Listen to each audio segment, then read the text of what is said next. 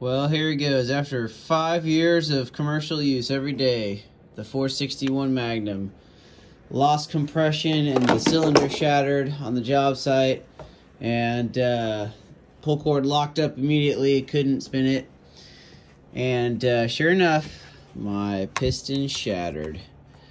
So I just finally took this apart. I figure I'd make a video for somebody who just got a 461 and lost hope. Don't lose hope. Unless your, cylinder head is messed up. But I just pulled my cylinder head off. Key to doing this, you gotta have these long Torx bits to be able to get down into these little, cylinder holes here. Harbor Freight. It's December, really close to Christmas. I got this little pack of the Torx bits. This is like $3, normally $10. So I'll spare you the details. Take off the cover, take off the other stuff. Once you get to the cylinder head and you take the spark plug out, it's just 4 bolts. 1, 2, 3, and 4. And then you gotta remove this little ring right here on the carburetor. Move the little pressure ring and then kind of use a screwdriver and pop this off. And then you just pull the cylinder head off and just kind of wiggle it off.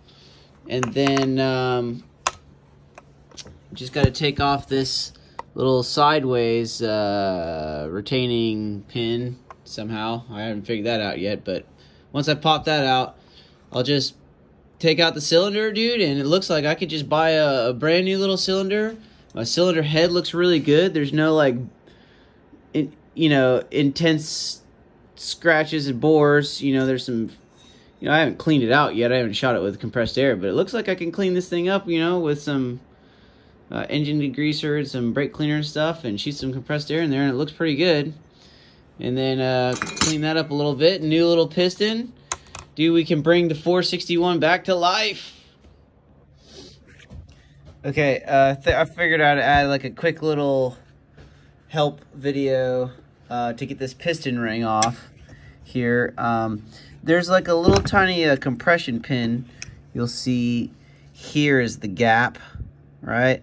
So this is meant for you to stick your screwdriver in or whatever to try to get this thing moved out the way. So when I had it, it was locked in place. I had to just use like a regular screwdriver tip because it was too hard for that little thing, and I had to just force it in there and then just kind of get some leverage like that.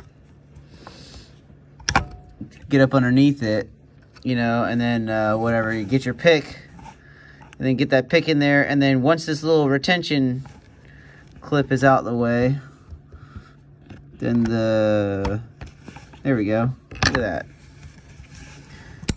Boop, pops right out. You lose it forever, you won't be able to find it. There's one here on the opposite side as well. And then this little locking cylinder will slide out. Piston comes right off. Replace the piston.